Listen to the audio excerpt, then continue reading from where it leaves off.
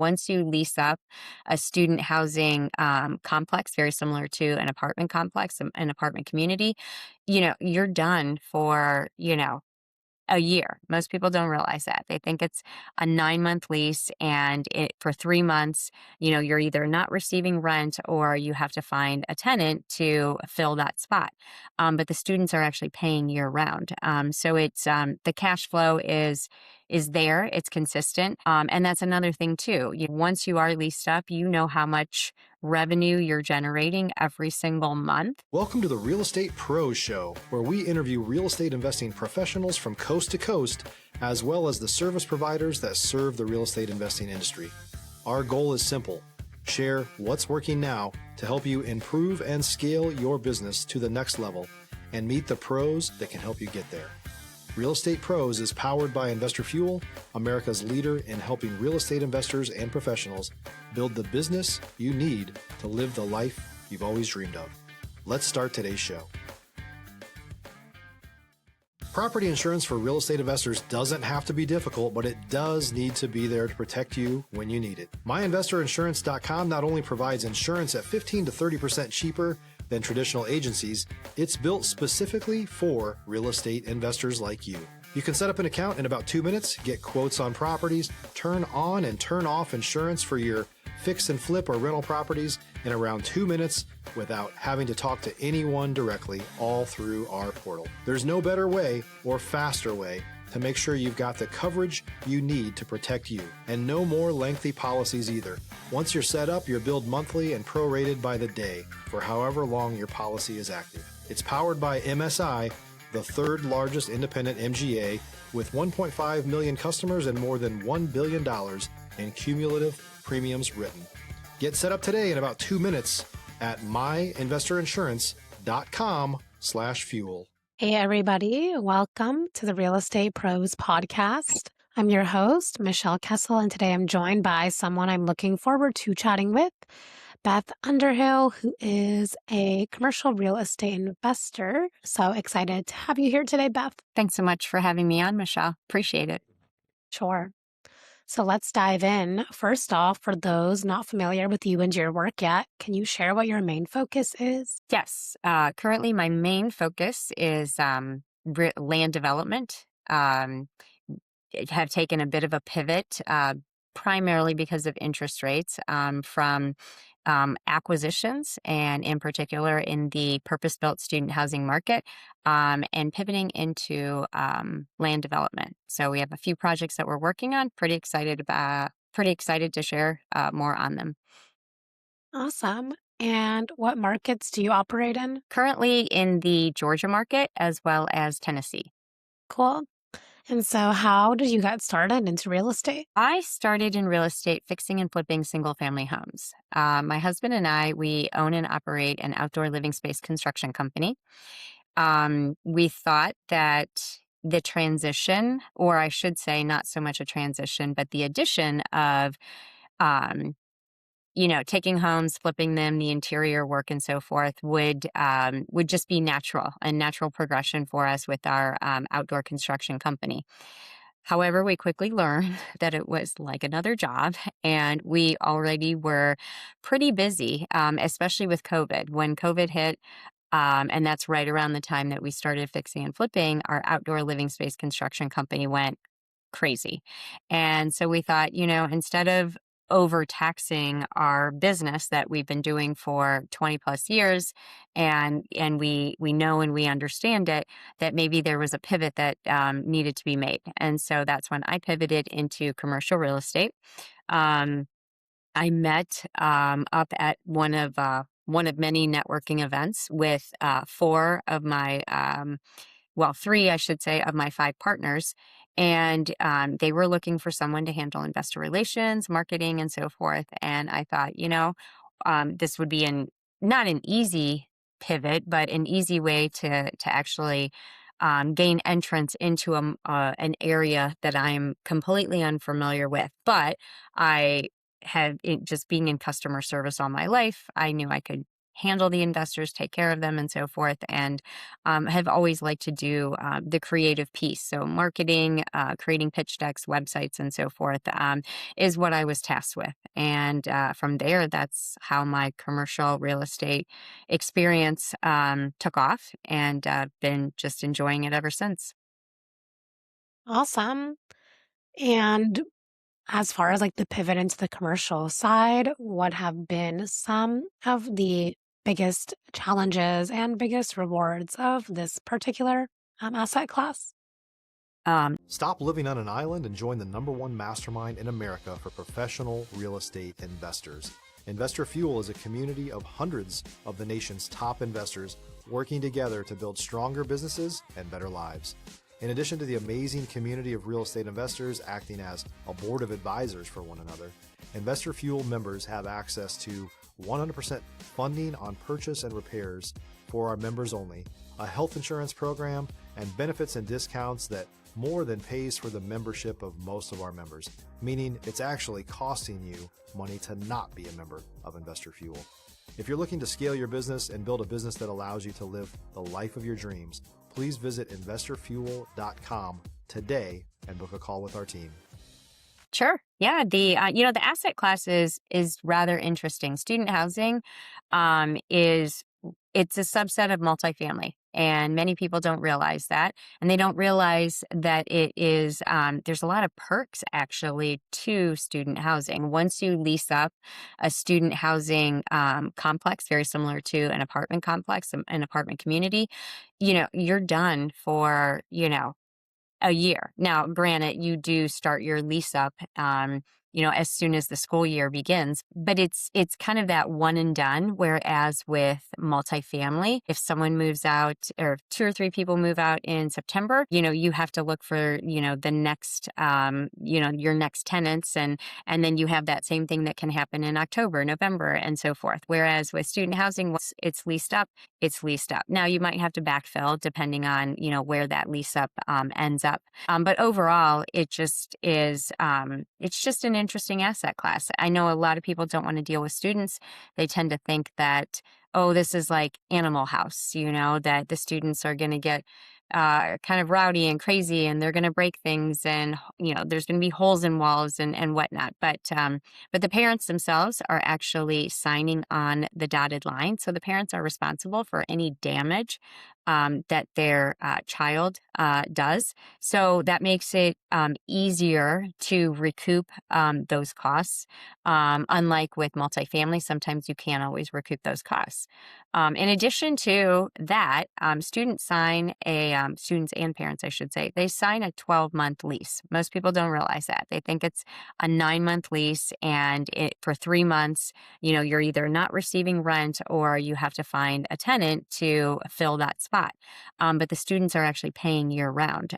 So it's the cash flow is there, it's consistent. And that's another thing too. Once you are leased up, you know how much revenue you're generating every single month. So it's not this kind of this up and down that might occur with multifamily with tenants moving in and out. So there's a lot of benefits to the asset class. And I would say that, that's the upside there. Now, finding assets that are fit within our business model, that are close to campus, that are near top tier universities.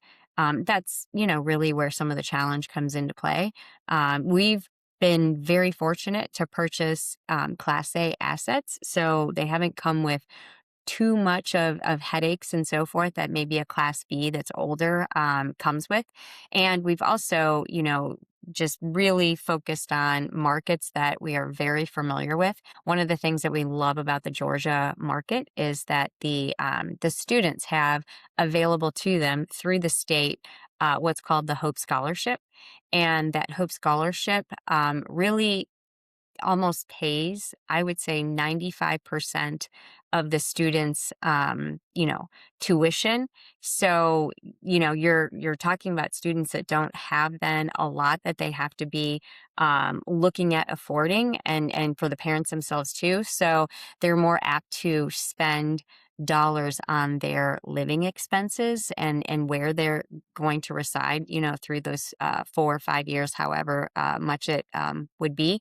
So that makes a big difference. And I would say there's, really like, I think at one point in time, I think 85% of the students that actually go to colleges within Georgia receive the Hope Scholarship. So it's a big benefit. Yeah, absolutely. I think that is an amazing way to get into real estate. And yeah, like you mentioned, there are those protection pieces there that most people probably don't realize.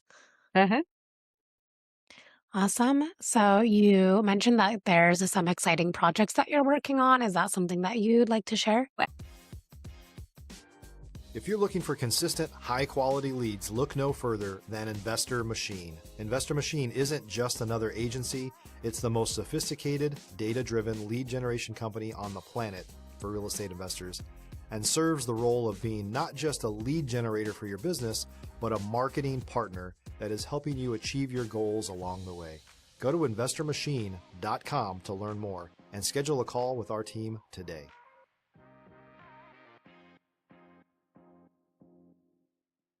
Absolutely. Right around the time when interest rates started rising, we opted as a partnership to pause um, acquiring properties.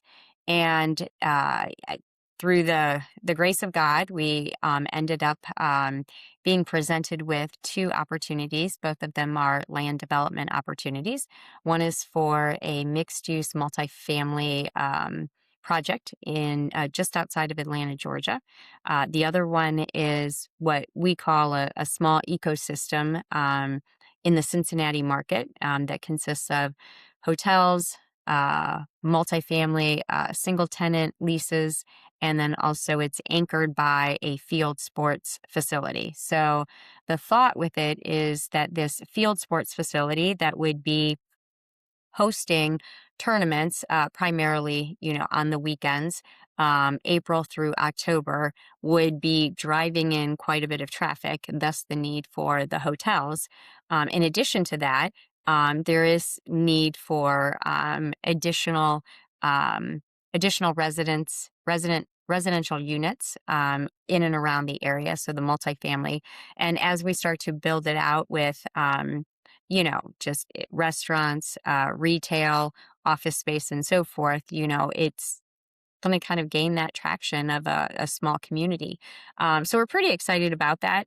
We've got the backing of the city, and we will be receiving TIF funding to assist us with the horizontal infrastructure.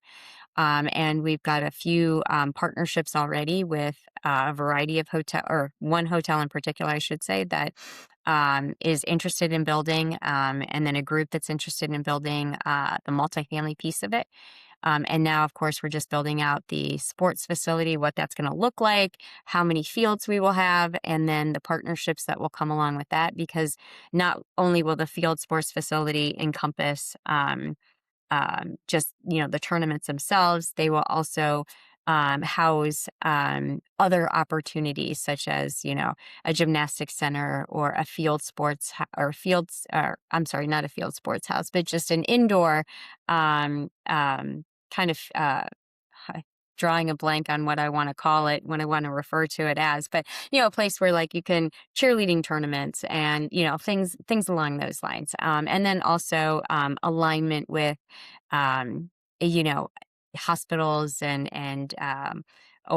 orthopedics and things that will align with if you've got sports or your athletes getting hurt and so forth, and physical therapy and whatnot. That's where I was going with it. My apologies. There's just so much to this project. There's a lot going on, and we're just excited to get it off the ground. So we're working through everything related to the zoning and whatnot, and just have a few more pieces to put in place, and then we'll be able to close on the deal.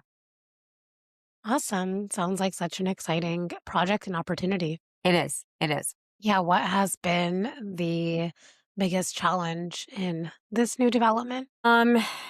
That's a really good question. I think building out the model and just figuring out what the alignment should look like. When you think of ecosystems, you want anything that you put on this property to make sense. As in, why would you put X restaurant here when it doesn't necessarily, it's not going to serve the purpose of, the families that are coming in for these tournaments and so forth. So I think figuring out that piece of it has been challenging. If you're a new or newer real estate investor looking to launch or grow your real estate investing business, please check out Investor Fuel Club. It's a coaching community, but unlike anything you've ever seen before. And you can actually partner with members of our mastermind from coast to coast on deals right in your market. There's no better opportunity to build a consistent business than to literally partner with pros to help you avoid costly mistakes, avoid the need for capital to do deals, and help you eliminate your fears as you're starting your business. Learn more about Investor Fuel Club at investorfuel.com/club. Obviously, this land was zoned farmland, so there was the hurdle to get it rezoned in order for it to be zoned according to what we needed it to be. And then educating partnerships and like for instance the hotel brand that would like to build, they're educating them on why why this land, why this piece makes sense. It's hard for everybody to see your vision as you see it, and then there's also that bias that comes along with you know my partners and myself, our bias towards, wow, we think this is a great opportunity and everyone should see it as we see it, but not everybody does. And so when you are speaking with lenders and family offices and looking for partnerships from the capital side, they're going to poke holes in it. And sometimes the poking of those holes end up being, a real reality check of, okay, do we need to make a pivot? Is there something we're not missing? What are they seeing that we're not seeing? So yeah, there's a lot to be doing something on this scale. So we've learned quite a few lessons along the way. Yeah. Well, that's exciting to be able to work through those lessons and yeah, keep going on creating this project. Yep. So, what advice would you give to someone that's looking to get started in real estate investing? Would say build your social capital first. So that was something that I didn't necessarily do early on, but when we began fixing and flipping single family homes, we actually had attended several events, and that's where we met our private money lending partners. Had we not gone to those events, I'm not sure how we would have gone about funding the single family flips, simply because so much of our capital has and was tied up in our other business.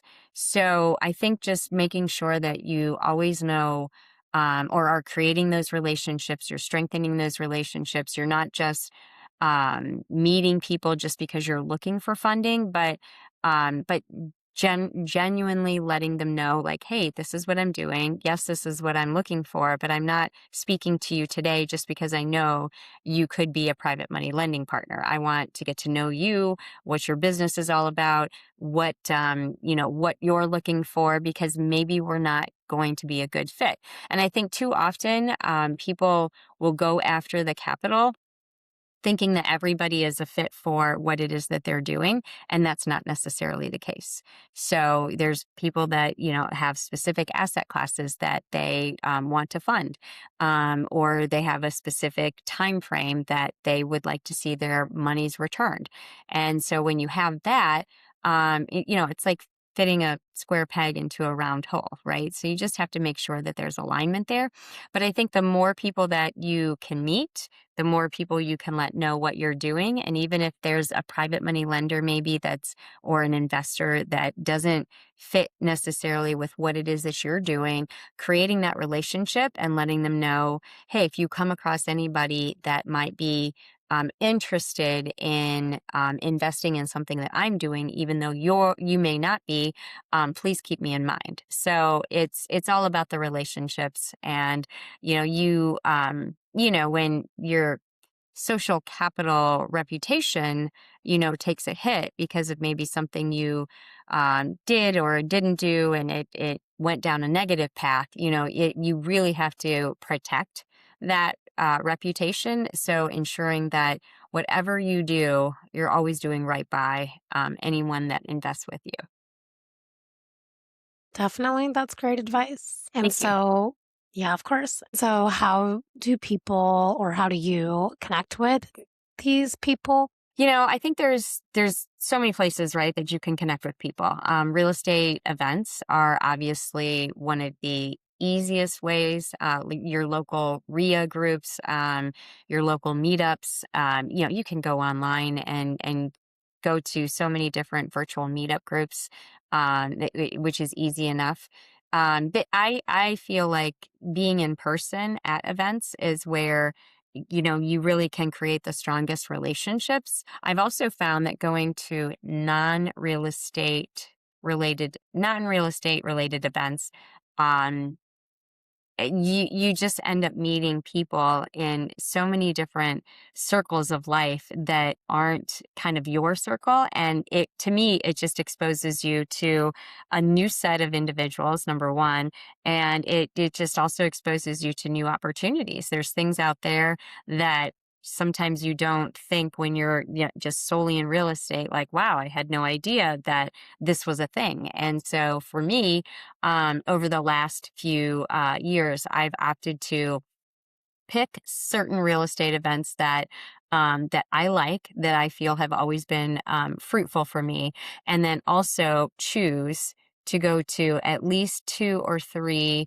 non-real estate events where I can meet different people and who are doing different things. Again, not real estate related, and I found investors, specifically from doing that. Yeah, amazing. I love that advice. Thank you for sharing. Mhm. So, before we wrap up here, if someone wants to reach out, connect, and learn more, where can people find you and connect with you? Sure. I can be reached email. It's beth@investingwithbeth.com. You can also text me, give me a ring at 513-470-1078. LinkedIn, Beth Januzzi Underhill. And then on Instagram, at Investing with Beth. Perfect. Well, appreciate your time and your story. Thank you for being here. Thanks, Michelle. Appreciate it. Of course. And for those tuning into the show, if you got value, make sure you've subscribed. We've got more conversations with operators like Beth who are building real businesses, and we will see you on the next episode. Thanks for joining us for today's Real Estate Pros Show. You can learn more about the amazing benefits of the Investor Fuel Mastermind community, including surrounding yourself with hundreds of other rock stars, 100% financing for your deals, and members-only discounts from vendors you're likely already using that, as a member of Investor Fuel, will save you more than the cost of your membership. Visit investorfuel.com to learn more.